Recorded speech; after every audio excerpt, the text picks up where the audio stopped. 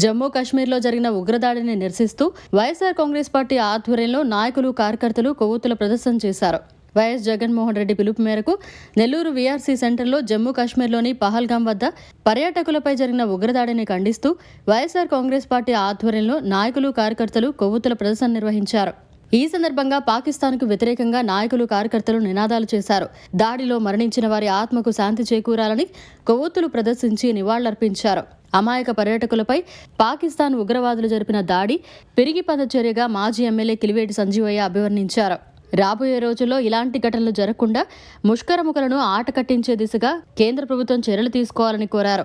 ఈ కార్యక్రమంలో వైఎస్ఆర్ కాంగ్రెస్ పార్టీ నాయకులు, కార్యకర్తలు, అభిమానులు, ప్రజలు పాల్గొన్నారు.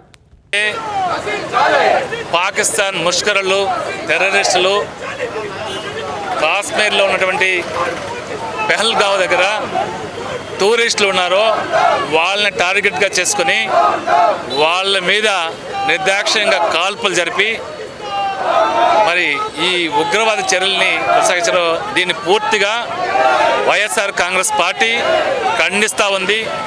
ఎవరైతే మరణించారో వాళ్ళ కుటుంబాలందరికీ కూడా ప్రగాఢ సానుభూతిని తెలియజేస్తూ మరి చనిపోయిన వాళ్ళ ఆత్మ శాంతించాలని భగవంతుని ప్రార్థిస్తూ ఈ చర్యని పూర్తిగా ఖండిస్తూ ఉన్నాం.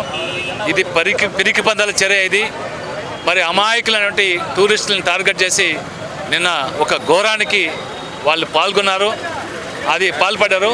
అది ఎప్పుడు యావత్ భారతదేశం ఖండిస్తూ ఉంది. భారతదేశంలో భిన్నత్వంలో ఏకత్వం. ఇక్కడున్న ముస్లిమ్స్ కూడా మేమందరమీ సోదరులాగే ఉన్నాం. ఇక్కడున్న మైనారిటీ ముస్లిమ్స్ అయినా కూడా మేము అన్నదమ్ముల్లాగా ఉన్నాం. ఇక్కడ కలతలు సృష్టించి అశాంతిని నెలకొల్పి ఇక్కడ టెర్రరిజాన్ని ప్రోత్సహించాలనుకోవడం, మరి ఇక్కడ గొడవలు పెట్టాలనుకోవడం పాకిస్తాన్ కూడా మంచిది కాదు. మరి ఏదైతే నిన్న జరిగిందో ఆ చర్యని పూర్తిగా ఖండిస్తూ భవిష్యత్తులో ఇటు జరిగి కూడా ఉండాలంటే మోడీ గారు పూర్తిగా దీని మీద యాక్షన్ తీసుకోవాలి. దానికి యావత్ భారతదేశం మోడీ గారితో పాటు ఉండేదానికి సిద్ధంగా ఉంది.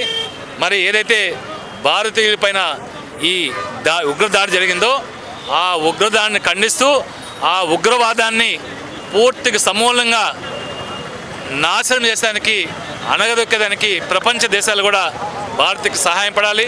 ఎవరైతే ఈ ఉగ్రదాడిని ప్రోత్సహిస్తారో ఆ దేశాలకి ఎలాంటి సహాయం జరగకుండా దేశాలను కట్టడి చేయాల్సిన బాధ్యత ప్రపంచ దేశాలపైన ఉంది.